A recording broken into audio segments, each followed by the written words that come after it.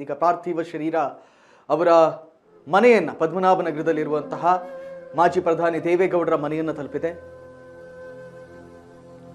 ದೇವೇಗೌಡರ ಪತ್ನಿ ಚೆನ್ನಮ್ಮ ಪಾರ್ಥಿವ ಶರೀರ ಪದ್ಮನಾಭನಗರದಲ್ಲಿರುವಂತಹ ಅವರ ಮನೆಯನ್ನು ತಲುಪಿದೆ.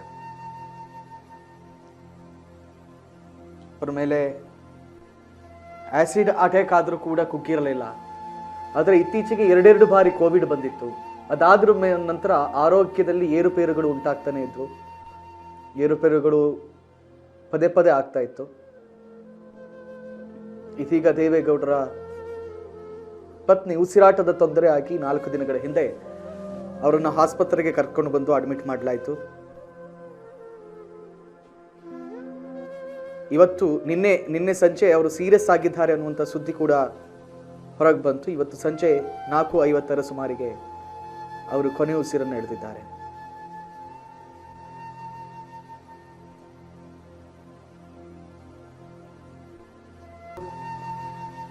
ಮಾಜಿ ಪ್ರಧಾನಿ ದೇವೇಗೌಡರ ನಿವಾಸಕ್ಕೆ ಮೃತದೇಹ ತಲುಪಿದೆ. 76 ವರ್ಷಗಳ ದಾಂಪತ್ಯ ಜೀವನ ನಡೆಸಿದಂತಹ ಚೆನ್ನಮ್ಮ ಅವರ ಪಾರ್ಥಿವ ಶರೀರ ದೇವೇಗೌಡರ ಪದ್ಮನಾಭ ನಿವಾಸಕ್ಕೆ ಬಂದು ತಲುಪಿರುವಂಥದ್ದು.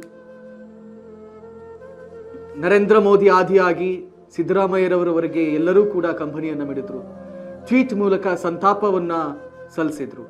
ನೂರಾರು ಜನರಿಗೆ ಅನ್ನದಾನವನ್ನ, ಸಾವಿರಾರು ಜನರಿಗೆ ಅನ್ನದಾನವನ್ನ ಮಾಡಿರುವಂತಹ ಜೀವ, ಅನ್ನ ಬಡಿಸಿದಂತಹ ಜೀವ. ತಾಯಿಯನ್ನು ಕಳೆದುಕೊಂಡಿದ್ದು ದುಃಖ ರೇವಣ್ಣ ಅವರಲ್ಲಿ ಎದ್ದು ಕಾಣಿಸ್ತು. ಅಳ್ತಾನೆ ಬಂದ್ರು. ಏನಂತ ಮಾತಾಡ್ಲಿ ಸರ್, ಎಲ್ಲರಿಗೂ ಅನ್ನ ಹಾಕಿ ಜೀವ ಸರ್ ಅದು ಅಂತ ಹೇಳಿ ಕುಮಾರಸ್ವಾಮಿ ಅವರು ಕೂಡ ಭಾವುಕವಾಗಿ ಮಾತಾಡಿದ್ರು.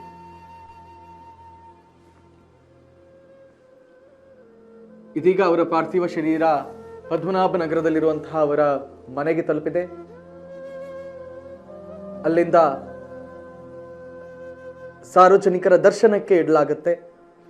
ಕಾರ್ಯಕರ್ತರು ಮತ್ತು ಅವರ ಅಭಿಮಾನಿಗಳು, ಬಂಧು ಬಳಗದವರು ಅವರ ಪದ್ಮನಾಭ ನಿವಾಸದಲ್ಲಿ ಬಂದು ಪಾರ್ಥಿವ ಶರೀರದ ಅಂತಿಮ ದರ್ಶನವನ್ನ ಮಾಡಬಹುದು.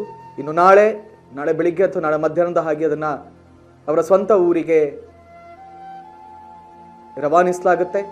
ಅಲ್ಲಿ ಕಡೆಯ ಅಂತಿಮ ವಿಧಿವಿಧಾನಗಳನ್ನ ನೆರವೇರಿಸಲಾಗುತ್ತೆ.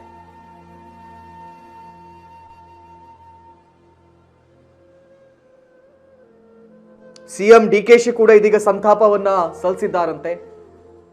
ಯಾವುದೇ ಪ್ರಚಾರ ಬಯಸದೆ ತೆರೆಮರೆಯಲ್ಲಿ ಇದ್ದವರವರು. ಚೆನ್ನಮ್ಮನವರ ಅಗಲಿಕೆ ದೇವೇಗೌಡರ ಕುಟುಂಬಕ್ಕೆ ತುಂಬಲಾರದ ನಷ್ಟ ಅಂತ ಸಿಎಂ ಡಿಕೆ ಶಿವಕುಮಾರ್ ಸಂತಾಪ ವ್ಯಕ್ತಪಡಿಸಿದ್ದಾರೆ. ಅವರ ಆತ್ಮಕ್ಕೆ ಚಿರಶಾಂತಿ ಸಿಗಲಿ ಅಂತ ಸಿಎಂ ಪ್ರಾರ್ಥನೆಯನ್ನು ಮಾಡಿದ್ದಾರಂತೆ. ಮಾಜಿ ಪ್ರಧಾನಿ ದೇವೇಗೌಡರ ಪತ್ನಿ ಚೆನ್ನಮ್ಮ ವಿಧಿವಶರಾಗಿರುವ ಕಾರಣಕ್ಕೆ ನೋಡಿ, ಹಳೆಯ ಫೋಟೋಗಳನ್ನ ನಾವು ತೋರಿಸ್ತಾ ಇದ್ದೀವಿ ನಿಮಗೆ. ದೇವೇಗೌಡರು ಮತ್ತು ಅವರ ಧರ್ಮಪತ್ನಿ ಬೇರೆ ಬೇರೆ ದೇವಸ್ಥಾನಗಳಲ್ಲಿ ತೆಗೆದಂತಹ ಫೋಟೋಗಳಿವು. ಹೀಗಿರುವಾಗ ಅವರ ಮೇಲೆ ಆಸಿಡ್ ಅಟ್ಯಾಕ್ ಆಗಿತ್ತು.